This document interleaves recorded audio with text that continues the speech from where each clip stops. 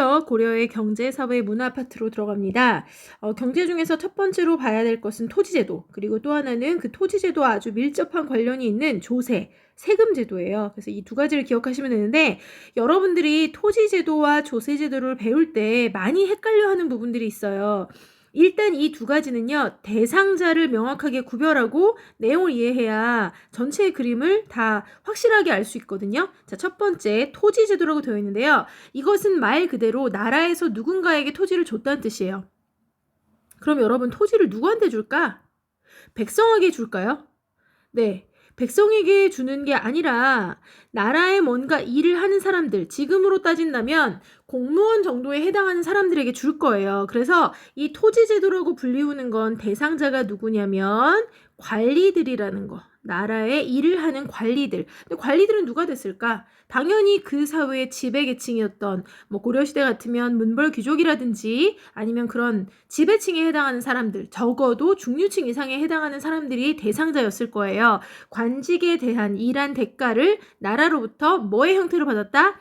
토지의 형태로 받았다. 그래서 토지제도라고 기억을 하시면 됩니다. 그러면 조세제도는 뭐냐면요. 이건 세금을 내는 거예요. 근데 이 세금을 내는 건 백성들 전부가 다 해당이 되지만 사실은 고위층 관리나 귀족 같은 경우에는 면세의 특권을 가진 경우가 워낙 많았어요. 그래서 대부분의 조세제도는 특히 이 종류가 세 가지 정도로 나눌 수 있는데 평민들이 그 대상자였다. 이렇게 대상을 나누어서 구분을 하고 나면 그 내용들을 좀 더 깊이 이해할 수 있을 것 같습니다.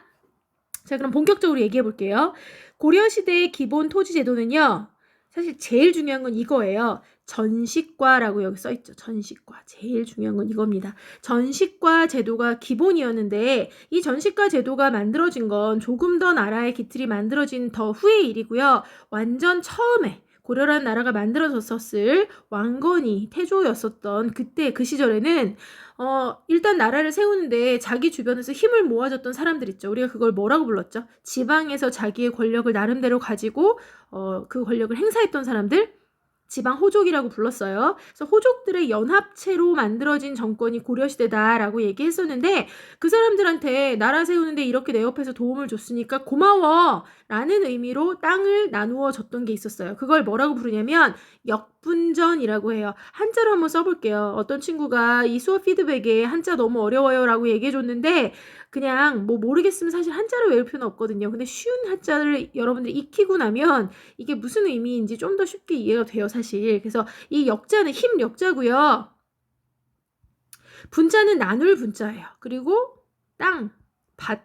네, 그래서 역분전이라고 얘기하는데 말 그대로 힘쓴 거의 정도에 따라 나누어서 땅을 줬다.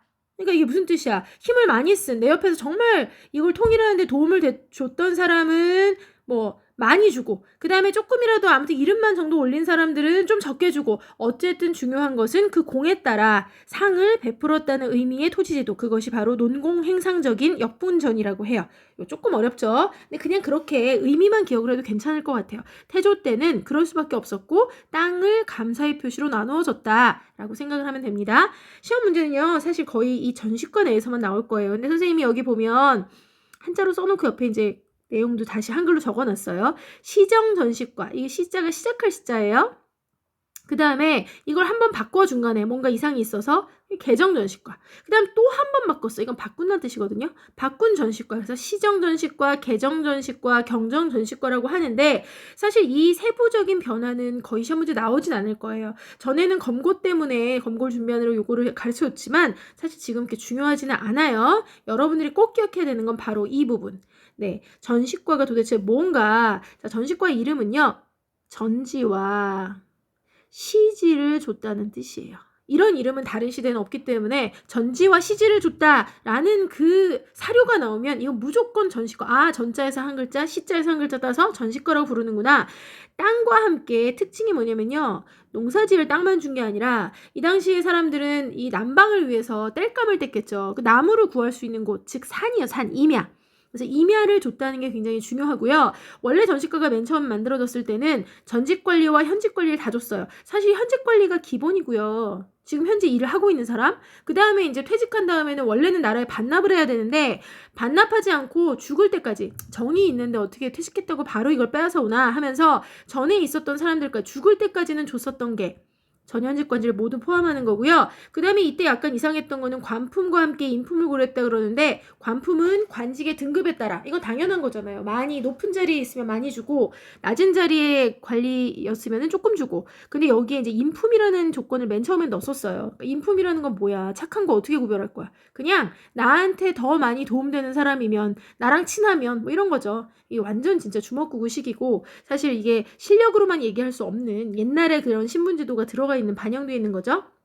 이제 이 조건이 자기들이 생각해도 좀 이상하니까 한 번 바꿨던 거는 요 조건을 없애는 거. 그다음 두 번째 바꿨던 거는 전직까지 주니까 땅이 모자라네. 현직만 줘야지. 이렇게 됐다는 거예요. 그래서 관품에 따라 나눠줬던 고려시대 토지제도는 전식과 제도다. 이게 제일 중요한 것입니다. 나머지 다 까먹어도 고려시대 토지제도는 전식과다. 이걸 기억하시면 끝나요. 전식과. 요거 아주 중요한 겁니다. 자, 그 다음에 이제 세금은 그러면 어떻게 냈냐? 이거는요, 전 시대를 통틀어 세 가지 종류의 세금을 냈어요. 첫 번째는 대부분이 농경 생활을 했었기 때문에 당연히 농사 지으면 거기에 대한 세금을 냅니다. 언제 낼까요? 1년에 한 번 걷겠죠. 가을에 추수할 때. 그래서 추수했던 전체의 소출에 비해서 전체의 그 수확량에서 10분의 1 정도를 보통은 거뒀다고 해요. 보통. 근데 예를 들어서 막 폭군이 등장을 하고 정치적으로 이렇게 안정되지 못하고 관리들이 비리를 저지를 때는 이게 이제 폭증을 하는 거예요. 불법적으로. 그래서 10분의 막 3, 4, 5, 6, 7 이렇게 가기 시작하면 백성들이 이제 반란 일으키고 보통은 망해갈 때 그런 모습이 등장을 합니다. 10분의 1세가 기본이었다는 거. 그리고 여러분들 기억하시면 좋을게요.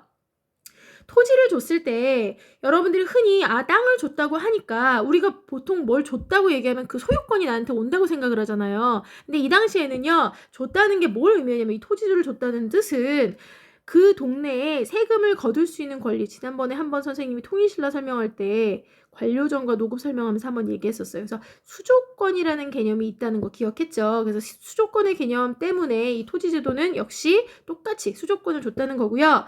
이 전세 10분의 1을 낼 때 나라에서 받는 경우도 있지만 그 세금을 여기 자기 동네 소속의 관리가 받는 경우도 있었다. 내는 백성 입장에서 큰 차이는 없어요. 그냥 자기가 낸 세금을 누가 쓰느냐 이런 정도의 차이죠.